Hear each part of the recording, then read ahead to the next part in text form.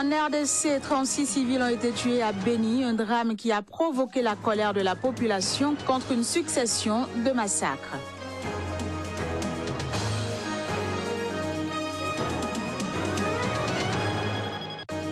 En République centrafricaine, la MINUSCA a arrêté 10 individus lourdement armés. Ils faisaient partie d'un convoi d'environ 35 membres de l'ex-rébellion Séléka.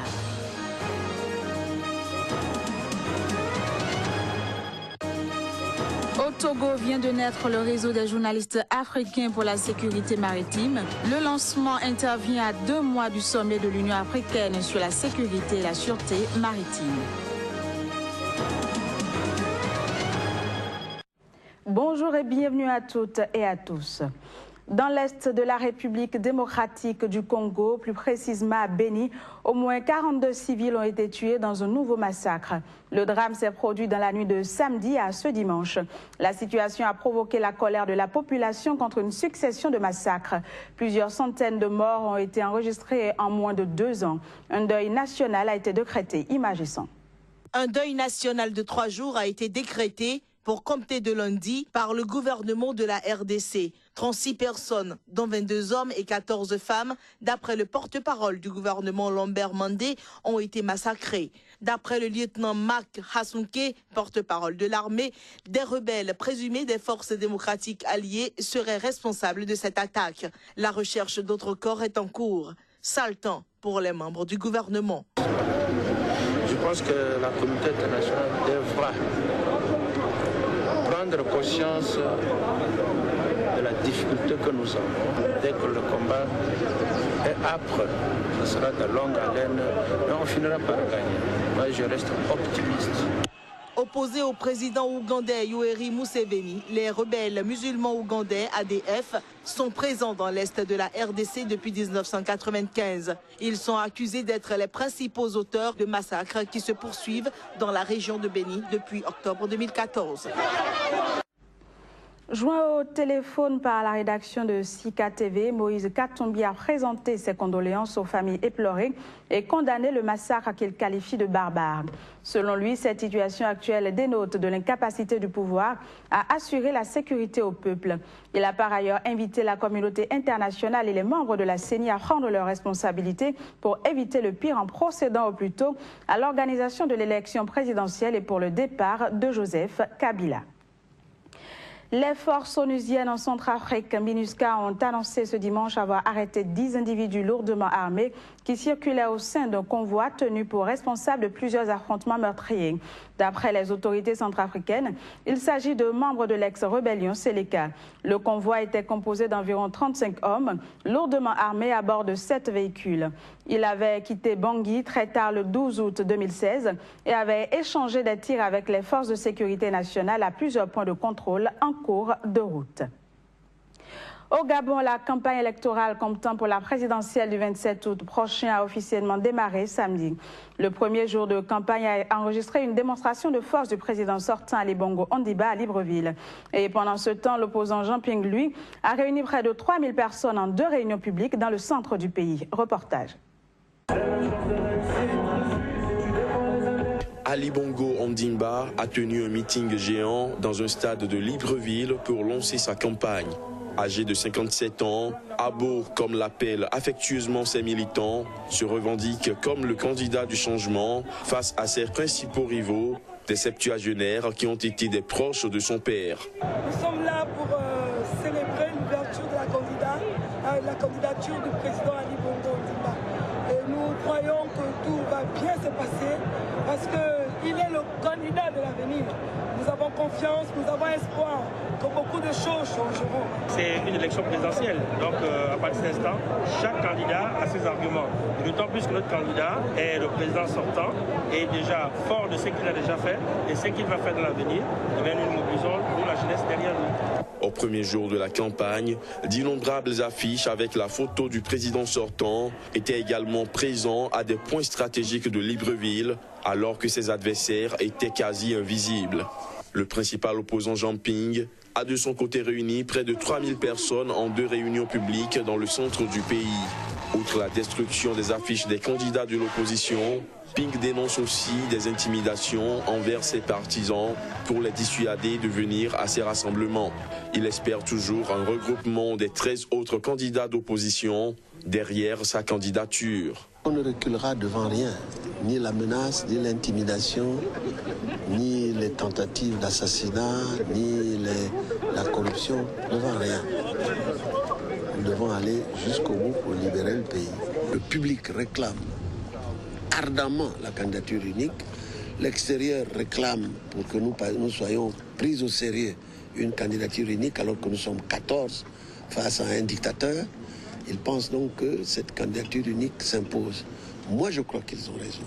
Dans un communiqué conjoint publié vendredi, les ambassades de France et des États-Unis, la délégation de l'Union européenne et le représentant des Nations unies ont demandé aux autorités gabonaises d'assurer la liberté d'expression, d'association et de réunion, ainsi qu'un accès équitable aux médias publics lors de cette élection.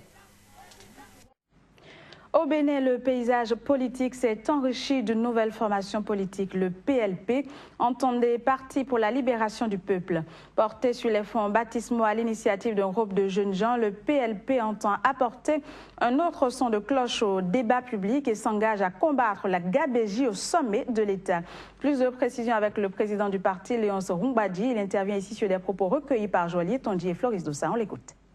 Les autorités au plus haut niveau du régime de la rupture chantent partout que les 10 ans de la gouvernance passée constituent un échec pour le pays. Mais elles parlent de gabégie financière. C'est donc clair qu'elles sont comptables, non? Elles étaient là hier ou non?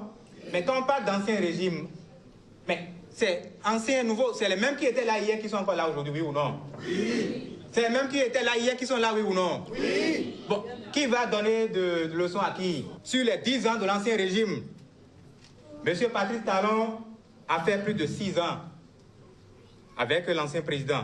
Et Pascal Koupaki, il en a fait plus de 7 ans au gouvernement. Il a dirigé le Conseil des ministres pendant 5 ans. Alors, s'ils ne veulent pas se taire, ils n'ont qu'à faire alors les choses dans les règles de l'art. Si le chef de l'État veut montrer sa bonne foi dans le cadre de la moralisation de la vie publique, qu'il demande dès maintenant l'audit de la SODECO, l'audit du PVI, l'audit de la centrale de Maria Gleta. Et c'est là que nous verrons qu'il est de bonne foi dans sa lutte contre la corruption et l'impunité. Nous ne voulons pas les audits ciblés. Toujours au Bénin, le groupe Aris a célébré son anniversaire et dans ce cadre, le groupe a procédé à la mise en service officielle de son site web. C'était au cours d'une soirée qui s'est déroulée vendredi dernier à Cotonou sous le regard du PDG Aristide Adibi. Reportage. Visite d'articles, exposés, cocktails et allocutions. Telle se résume la soirée organisée en l'honneur du groupe Aris pour célébrer son anniversaire. Occasion consacrée à dresser le bilan des actions menées par le groupe depuis sa création, mais aussi d'annoncer ses projets à venir. Je voudrais ici vous annoncer aussi l'ouverture de 3 salles, 2 petites et une moyenne, en fin novembre prochain. Nous nous sommes dit qu'il fallait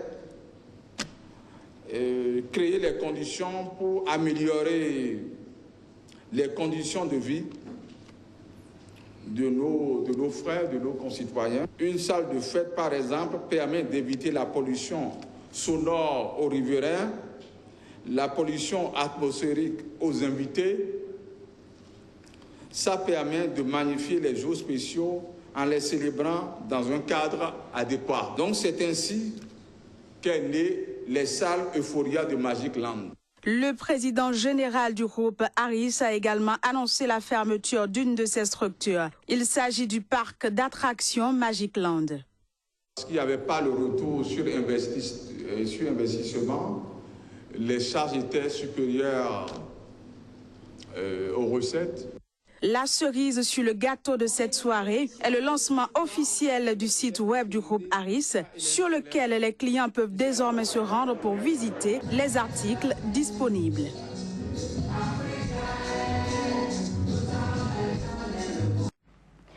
Au Togo, le paysage médiatique africain accueille un nouveau membre en son sein. Il s'agit du réseau des journalistes africains pour la sécurité maritime, un lancement qui intervient à 2 mois de la tenue au Togo du sommet de l'Union africaine sur la sécurité et la sûreté maritime pour le développement en Afrique. Ferdinand Gallet pour le compte rendu. C'est un bureau de 13 membres présidé par un Togolais qui dirigera le réseau des journalistes africains pour la sécurité maritime lancé à Lomé vendredi par le ministre togolais de la Communication, des Sports et de la Formation civique. La mer assure près de 92% du commerce extérieur de l'Afrique. La mer nourrit l'ensemble des États africains, enclavés ou non, et contribue à plus de 3/4 des recettes fiscales de l'économie des pays.